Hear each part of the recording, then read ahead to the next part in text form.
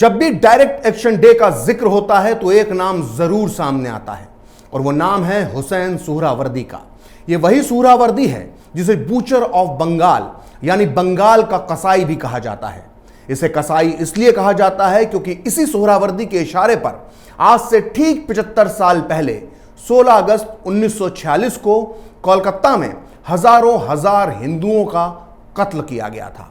कलकत्ता में जब हिंदुओं का नरसंहार हुआ था तो यही सुहरावर्दी बंगाल का मुख्यमंत्री होता था।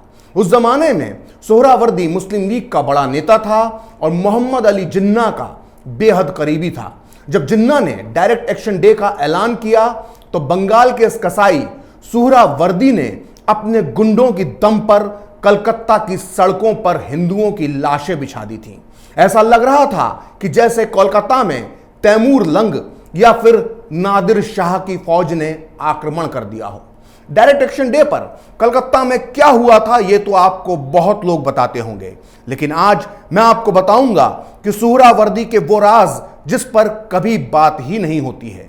कई लोगों को तो यह भी नहीं पता है कि पाकिस्तान बनने के बाद यह सुहरावर्दी पाकिस्तान नहीं गया था बल्कि कलकत्ता और दिल्ली में ही रहता था। इतना ही नहीं, आज खरी बात में यह राज भी खुलेगा कि किस तरह से देश के पहले प्रधानमंत्री जवाहरलाल नेहरू ने इस हत्यारे सुहरावर्दी का 50 लाख रुपए का इनकम टैक्स माफ करने के लिए एड़ी चोटी का जोर लगा दिया था। जी हां, जिस सुहरावर्दी के हाथ हजारों हिंदुओं के खून से सने थे, जिस पर आजादी के बाद भारत की अदालत में हत्या का मुकदमा चलना चाहिए था, जिसे फांसी की सजा देनी चाहिए थी, उसी सुहरावर्दी की रक्षा में खुद देश के प्रधानमंत्री नेहरू ढाल बनकर खड़े थे। तो बिना देर किए पूरे तथ्यों, तर्कों और सबूतों के साथ शुरू करते हैं खरी बात में मुद्दे की बात। दरअसल आजादी के बाद भी बंगाल का कसाई सुहरावर्दी इसलिए पाकिस्तान नहीं गया था क्योंकि कलकत्ता में उसकी करोड़ों रुपए की जमीन, जायदाद और फैक्ट्रियां थीं। सुहरावर्दी ने उस जमाने में करोड़ों रुपए का साम्राज्य अपनी मेहनत से नहीं बल्कि बेईमानी से खड़ा किया था। दूसरे विश्व युद्ध के दौरान उसने मंत्री और बाद में मुख्यमंत्री रहते हुए करोड़ों रुपए की दौलत जमा की थी और अपनी इसी काली कमाई को पाकिस्तान शिफ्ट करने तक उसे भारत में ही रहना था और इसलिए उसने पहले गांधी और बाद में नेहरू का दामन थाम लिया था। लेकिन आजादी के बाद सुहरावर्दी का काला धन इनकम टैक्स की नजर में आ गया, लिहाजा उस जमाने में इनकम टैक्स विभाग ने सुहरावर्दी को पूरे 50 लाख रुपए टैक्स चुकाने का आदेश थमा दिया। सोचिए, उस जमाने में 1948 में 50 लाख रुपए कितनी बड़ी रकम होती होगी।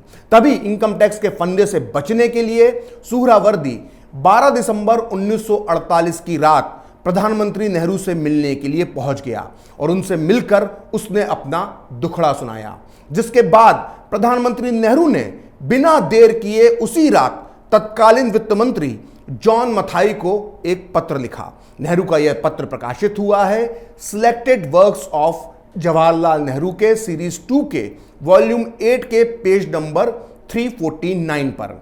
आपकी जानकारी के लिए बता दूं कि इस दुनिया में कोई भी selected works of Jawaharlal Nehru की विश्वसनीयता पर सवाल नहीं उठा सकता है।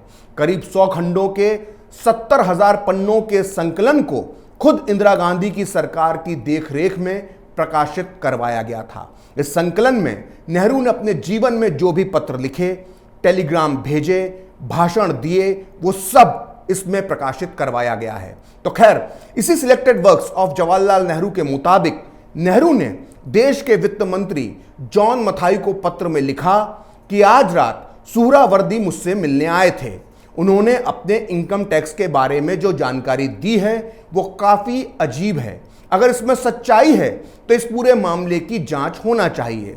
सुहरावर्दी के साथ जो किया जा रहा है उसके कई परिणाम सामने आ रहे हैं। पाकिस्तान के अखबार लिख रहे हैं कि भारत में मुसलमानों की किस्मत में यही सब है। मैं नहीं जानता कि सुहरावर्दी सच बोल रहे हैं या नहीं, लेकिन मैं यह स्वीकार करता हूं कि यह पूरा मामला मुझे परेशान कर रहा है। दरअसल करोड़ों रुपए कमाने के बाद भी सुहरावर्दी ने 1945-46 में और 1946-47 का रिटर्न नहीं भरा था, जिसके बाद उन्हें इनकम टैक्स डिपार्टमेंट ने 50 लाख रुपए भरने का नोटिस दिया। नेहरू ने अपने पत्र में सुहरावर्दी का बचाव करते हुए यह दलील दी है कि इस दौरान बंगाल का मुख्यमंत्री होने के नाते सुहरावर्दी राज्य की समस्याओं को निपटाने में लगे थे, इसलिए वो अपना रिटर्न नहीं भर पाए। शायद ये नेहरू भूल गए थे कि सुहरावर्दी इस दौरान बंगाल की समस्याओं को नहीं बल्कि हिंदुओं को निपटाने का काम कर रहे थे। लेकिन नेहरू इसके बाद भी नहीं रुके। उन्होंने आगे अपने इस पत्र में हजारों हजार हिंदुओं के हत्यारे सुहरावर्दी को धर्मनिरपेक्षता का सर्टिफिकेट देते हुए लिखा कि इसमें कोई शक नहीं कि सुहरावर्दी ने सांप्रदायिक एकता के लिए कड़ी मेहनत की है और अब वो पाकिस्तान से पूरी तरह से अलग हो गए हैं। उन्हें पाकिस्तान की तरफ से गवर्नर, मंत्री और राजदूत के पद की पेशकश की गई, लेकिन उन्होंने सब ठुकरा दिया। ऐसे में अब वो पाकिस्तान के लिए एक विदेशी नागरिक हैं और शायद भारत भी उन्हें अपना नागरिक नहीं मानता। उस दौर में सुहरावर्दी पाकिस्तान के प्रधानमंत्री लियाकत अली के खिलाफ बयानबाजी कर रहा था, लेकिन सुहरावर्दी के इन बयानों की ना तो पाकिस्तान में और ना ही भारत में कोई कीमत थी, क्योंकि वो पिछले 3 साल में दोनों तरफ का भरोसा खो चुका था। लोगों का यह कहना था कि सुहरावर्दी पाकिस्तान की सरकार के खिलाफ इसलिए बयान दे रहा है क्योंकि वो भारत में इनकम टैक्स डिपार्टमेंट के शिकंजे से बचना चाह रहा है। लेकिन नेहरू का कुछ और ही मानना था। वो अपने पत्र में जॉन मथाई को आगे लिखते हैं कि सुहरावर्दी पाकिस्तान सरकार की कई नीतियों पर हमले करते रहे हैं। वहां के डॉन अखबार ने लिखा है, सुहरावर्दी भारत में इनकम टैक्स असेसमेंट को कम करने के लिए ये सब कर रहे हैं।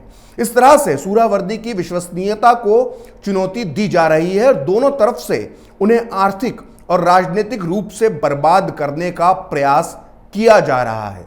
मुझे लगता है कि जब तक जांच के परिणाम सामने न आ जाएं, तब तक के लिए सुहरावर्दी के खिलाफ होने वाली सभी कार्रवाई को रोक दिया जाना चाहिए। मुझे विश्वास है कि आप ऐसा करने में सक्षम होंगे। नेहरू की इस भाषा से साफ है कि उन्होंने अपने वित्त मंत्री जॉन मथाई को एक तरह से यह हुक्म दे दिया था कि सुहरावर्दी को ढील दे दी जाए। नेहरू के इस पत्र से पहले से ही इनकम टैक्स डिपार्टमेंट ने सुहरावर्दी के बैंक अकाउंट सीज कर दिए थे, वहीं उसकी एक फैक्ट्री को भी सील कर दिया था। इनकम टैक्स डिपार्टमेंट की नजर उसकी बाकी संपत्तियों पर भी थी, इसलिए सुहरावर्दी की सांसें ऊपर नीचे हो रही थी। दरअसल सुहरावर्दी ये सारी संपत्ति और अपनी फैक्ट्री बेचकर जल्द से जल्द पाकिस्तान चले जाना चाहता था। नेहरू के आदेश के बाद यही हुआ।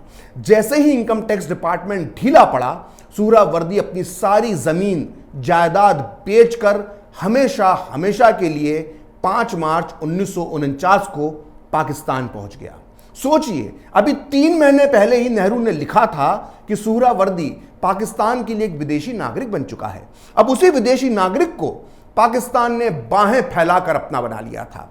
नेहरू ने कहा था कि सुहरावर्दी ने पाकिस्तान में सारे पद ठुकरा दिए हैं। वही सुहरावर्दी कुछ ही दिनों में पाकिस्तान का कानून मंत्री बना और बाद में वहां का प्रधानमंत्री बन गया। सोचिए, जिस सुहरावर्दी को भारत की जेल में ठूसा जाना चाहिए था, जिस पर हत्या और भ्रष्टाचार के मुकदमे चलना चाहिए थे, वो कितने आराम से पहले गांधी और बाद में नेहरू को अपने जाल में फंसाकर पाकिस्तान पहुंच गया। 1956 में जब वो पाकिस्तान का प्रधानमंत्री बना, उसके बाद भी सुहरावर्दी ने नेहरू से व्यक्तिगत लाभ लेने में कभी कोई शर्म नहीं की। दरअसल प्रधानमंत्री बनने के बाद सुहरावर्दी को भारत के इनकम टैक्स डिपार्टमेंट से डर लगता था। एक बार जब उसका हवाई जहाज कलकत्ता रुकने वाला था, तो उसने एक बार फिर नेहरू के सामने गुहार लगाई। इस किस्से के बारे में लिखा है ब्रिटिश पत्रकार लियोनार्ड मोस्ले ने। मोस्ले 1930 से लेकर 1970 तक ब्रिटेन और अमेरिका के एक बहुत बड़े पत्रकार थे और वो सारी दुनिया में उनका बहुत बड़ा नाम था। यहां तक कि खुद नेहरू भी लियोनार्ड मोस्ले को बहुत सम्मान देते थे। मोस्ले ने अपनी मशहूर किताब the last days of the British Raj, जिसका हिंदी संस्करण ब्रिटिश राज के अंतिम दिन, जो कि इस वक्त मेरे हाथ में है, इस किताब के पेज नंबर 33 पर लिखा है कि सुहरावर्दी को ढाका जाना था और जब उसे यह पता चला कि उसका विमान ईंधन भरवाने के लिए कलकत्ता एयरपोर्ट पर रुकेगा, तो उसने भारत के प्रधानमंत्री नेहरू को यह पत्र लिखा कि उसे इस बात का भरोसा चाहिए कि एयरपोर्ट पर इनकम टैक्स का कोई भी अधिकारी उससे ना मिले। यहां यह रोचक जानकारी बताना भी जरूरी है कि सुहरावर्दी और नेहरू की मौत के बाद भी दोनों के बीच रिश्ता जारी रहा।